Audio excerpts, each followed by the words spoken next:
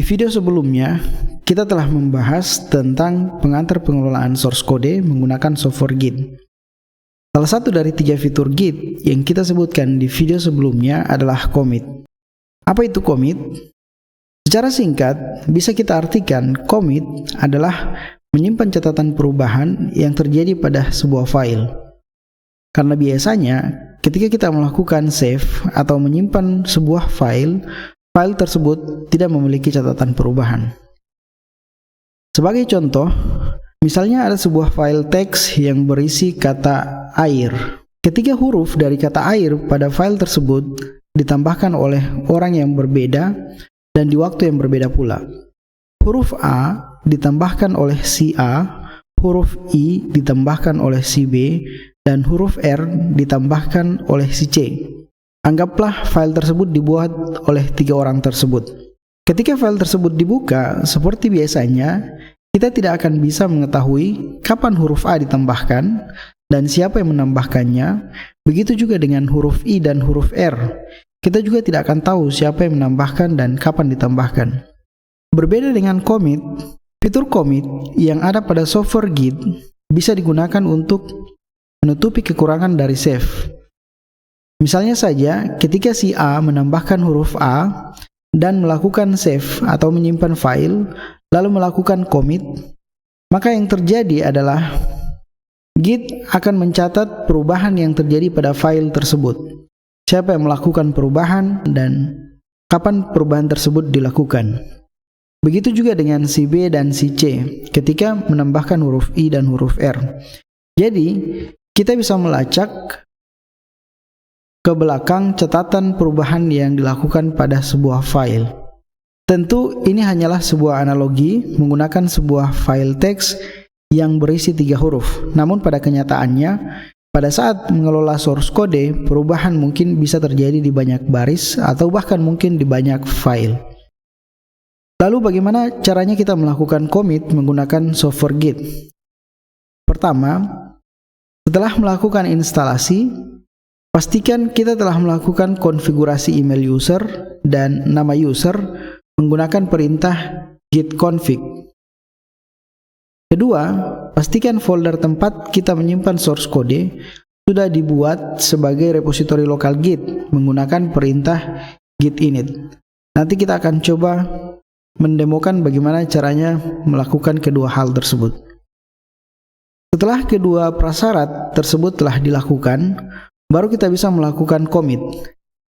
Sebelum kita melakukan commit, mari kita pahami terlebih dahulu siklus dari proses commit terhadap semua file yang ada di dalam repositori Git. Semua file yang ada di dalam repositori Git akan secara berulang berada pada salah satu di antara 3 tahapan pada siklus proses commit. Tahapan yang pertama adalah working directory, kemudian staging area, dan repository. Pada saat sebuah file dibuat atau diedit, maka file tersebut berada pada tahapan working directory. Pada tahapan ini, file tersebut belum di-commit. Ketika file tersebut selesai diedit, kita harus menggunakan perintah git add untuk menambahkannya ke staging area, yang artinya file tersebut sudah siap untuk di-commit.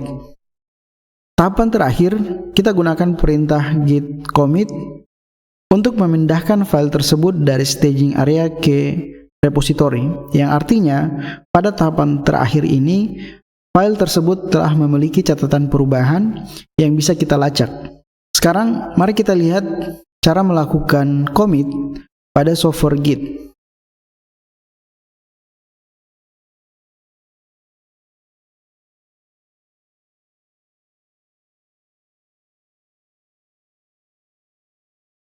Pertama, tentu kita harus masuk terlebih dahulu ke dalam Git base. Caranya, kita tinggal klik kanan pada folder yang nantinya kita akan jadikan sebagai repositori Git. Kemudian kita memilih Open Git Base Here.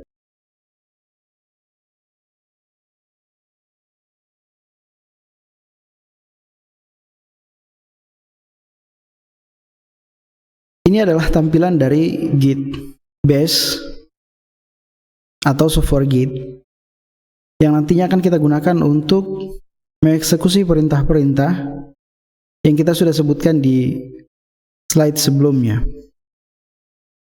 Pertama, kita akan menjadikan folder ini sebagai repositori Git dengan perintah git init. Setelah menggunakan perintah git init, maka Git akan secara otomatis membuat satu folder di dalam folder Git yang dinamakan dengan folder .git. Ini adalah isi dari foldernya yang nantinya akan digunakan sebagai tempat menyimpan semua file-file atau data-data yang dibutuhkan oleh Git. Berikutnya, setelah kita menjadikan folder Git ini sebagai repositori Git, yang kedua yang harus kita lakukan adalah kita melakukan konfigurasi nama user dan email user menggunakan perintah git config. Git config user name. Setelah name, kita masukkan nama yang akan kita gunakan pada software Git. Berikutnya kita konfigurasi email dengan perintah git config user email. Kemudian setelah email, kita masukkan email yang akan kita gunakan pada software Git. Setelah kedua perintah ini telah kita jalankan, baru kemudian kita bisa melakukan commit. Kita gunakan analogi di slide sebelumnya. Saya akan membuat sebuah file teks dengan nama latihan.txt. Kemudian di dalam file latihan.txt, saya akan masukkan kata air. Namun di setiap huruf saya akan melakukan commit sehingga kita bisa melihat catatan perubahan yang dicatat oleh software Git. Saya akan masukkan huruf A, kemudian saya save, lalu kemudian saya gunakan perintah git status untuk melihat status dari file latihan.txt. Di sini disebutkan bahwa file latihan.txt adalah file yang belum terlacak. Artinya file ini masih sementara berada di tahapan pertama pada siklus proses commit, yaitu working directory. Hal ini juga bisa dikenali dengan melihat warna dari nama filenya, yaitu warna merah, menandakan bahwa file ini masih berada di working directory. Nah, di sini dijelaskan gunakan perintah git add nama file untuk memasukkannya ke dalam bagian yang akan di-commit. Jadi di sini saya akan gunakan perintah git add kemudian latihan.txt, kemudian saya tekan enter untuk menambahkan file latihan.txt ini ke dalam staging area. Kita coba lihat status dari file latihan.txt ini. Di sini yang tadinya berwarna merah sudah berubah menjadi warna hijau dengan keterangan perubahan yang akan di-commit. Artinya bahwa file latihan.txt ini sudah berada di tahapan kedua, yaitu staging area. Yang terakhir, kita gunakan perintah git commit -m. Arti dari -m adalah message, di mana setelah -m kita masukkan keterangan atau pesan yang nanti akan disimpan bersamaan dengan commit yang kita buat. Jadi di sini misalnya saya akan masukkan pesannya adalah menambahkan huruf A. Kemudian saya tekan enter. Commitnya telah selesai dilakukan. Sekarang kita coba gunakan perintah git status untuk melihat status dari file latihan.txt. Keterangannya di sini tidak ada yang bisa di-commit, working tree clean. Artinya bahwa untuk sementara tidak ada perubahan yang terjadi di dalam repositori Git ini, sehingga tidak ada yang bisa kita commit. Nah, sekarang saya akan menambahkan huruf kedua, yaitu I. Lalu kemudian saya melakukan save dan kembali ke software Git, lalu mengecek dengan perintah git status. Maka akan dilihat di sini terjadi perubahan di mana file latihan.txt yang tadinya sudah kita commit akan kembali lagi ke working directory karena telah terjadi perubahan, sehingga kita perlu melakukan commit yang kedua. Nah, sekarang untuk melakukan commit perintahnya masih sama. Kita bisa menggunakan perintah git add, kemudian nama file, kemudian enter untuk memindahkan file latihan.txt ke tahapan berikutnya, yaitu staging area yang bisa kita kenali dengan warna hijau. Lalu kemudian kita lakukan commit yang kedua, git commit -m. Setelah -m kita masukkan pesan yang akan kita tambahkan, menambahkan huruf I sebagai keterangannya. Kemudian kita tekan enter dan kita cek lagi git status file latihan.txt sudah tercommit. Nah, sekarang kita tambahkan huruf yang ketiga. Kita tambahkan huruf R, kemudian save. Kemudian kita lihat status dari file latihan.txt. File latihan.txt kembali lagi ke working directory, yang artinya kita harus tambahkan ke staging area menggunakan perintah git add. Kemudian yang terakhir kita lakukan commit.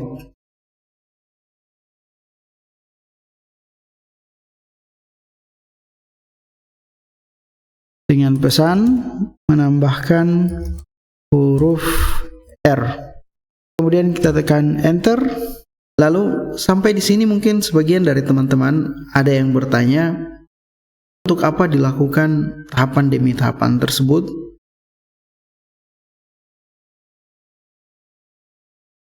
Maka kita jelaskan terlebih dahulu mengapa commit itu dibutuhkan.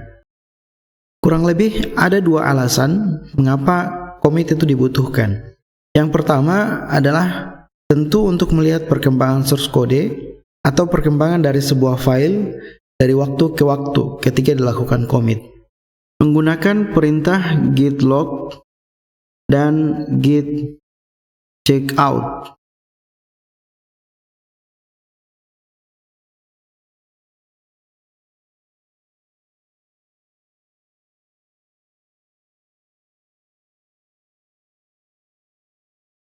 Jadi di dalam user interface git base kita bisa masukkan perintah git log untuk melihat commit yang sudah kita lakukan sebelumnya. Di sini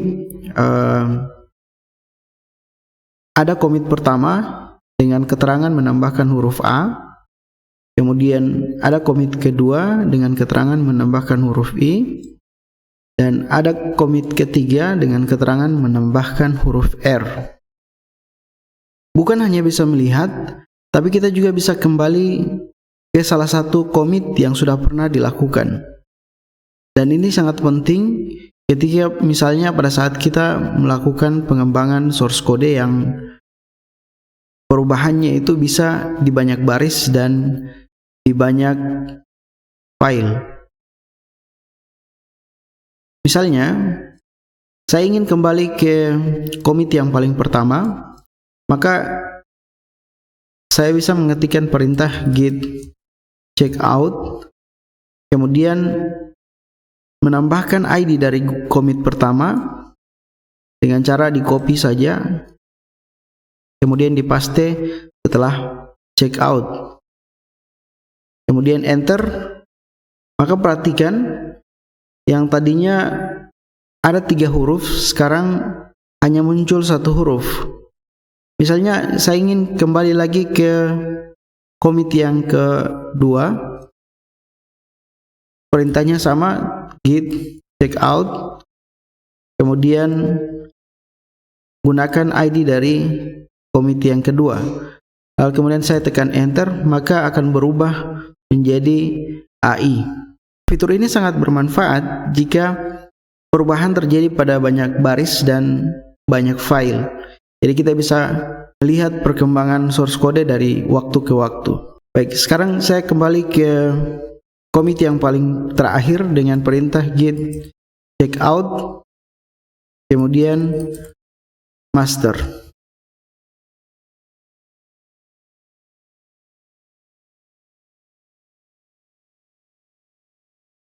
Selain untuk melihat perkembangan source code dari waktu ke waktu, commit juga sangat penting karena bisa digunakan untuk mengembalikan source code yang tidak sesuai harapan atau yang salah dalam pengembangan.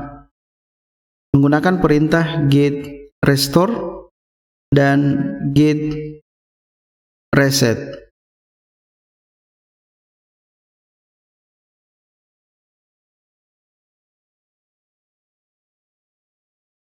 Setiap perubahan yang sudah di-commit maka akan tersimpan selamanya, dan ini akan memudahkan kita pada saat misalnya terjadi kesalahan di dalam file pada saat dilakukan perubahan.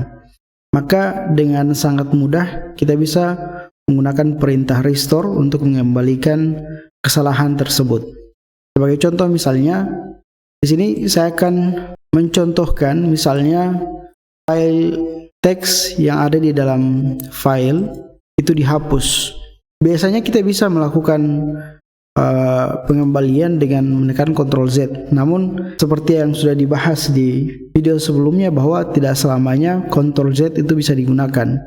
Misalnya pada saat setelah kita sudah restart komputer, maka kita tidak akan bisa lagi menggunakan Ctrl Z. Karena perubahan sebelumnya telah dilakukan commit, maka kita bisa dengan mudah mengembalikan teks yang dihapus tadi dengan menggunakan perintah git restore. Tapi di sini saya akan coba melihat dulu status dari file latihan.txt. Kita lihat statusnya di sini modified. Kemudian ada keterangannya di sini git restore untuk membatalkan perubahan yang terjadi di working directory. Untuk membatalkan kesalahan pada saat perubahan tadi, saya bisa dengan mudah menggunakan perintah git restore, kemudian latihan. Setelah itu tekan enter, dan kemudian kita coba buka kembali filenya, maka sudah kembali teks yang dihapus sebelumnya. Jika kita cek statusnya, maka statusnya kembali ke keadaan pada saat commit terakhir. Selain git restore, kita juga bisa menggunakan perintah git reset untuk menghapus commit yang sudah dilakukan sebelumnya. Misalnya di penjelasan sebelumnya kita sudah melakukan 3 kali commit. Ketiga kali commit ini, misalnya ada salah satu dari commit yang menurut kita terjadi kesalahan di commit tersebut, maka untuk menghapus commit dan perubahan yang tercatat pada saat dilakukan commit, dalam hal ini adalah menghapus huruf R dan catatan perubahannya, maka kita bisa menggunakan perintah git reset hard. Kemudian jika kita ingin menghapus commit yang ketiga, maka kita menambahkan mengcopy ID dari commit yang kedua. Artinya bahwa kita kembali ke commit kedua. Kemudian setelah tekan enter,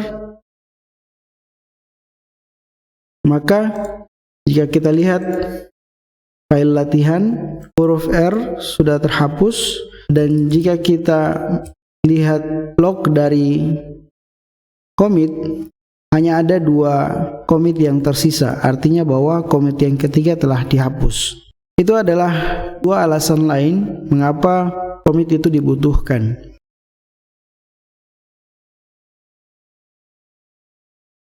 Ada satu hal yang perlu juga teman-teman pahami, bahwa tujuan dari commit itu bukan untuk menyimpan catatan setiap perubahan yang terjadi pada file.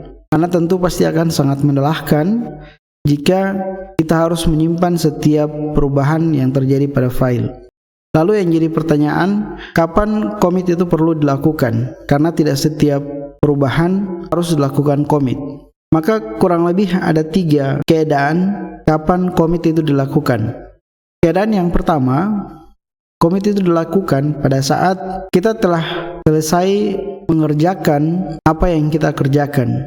Misalnya ketika kita mengembangkan sebuah sistem informasi atau sebuah software, kemudian kita menambahkan sebuah fitur baru di dalam sistem informasi atau software tersebut, maka ketika fitur baru tersebut telah selesai kita kerjakan, maka kita bisa melakukan commit di situ.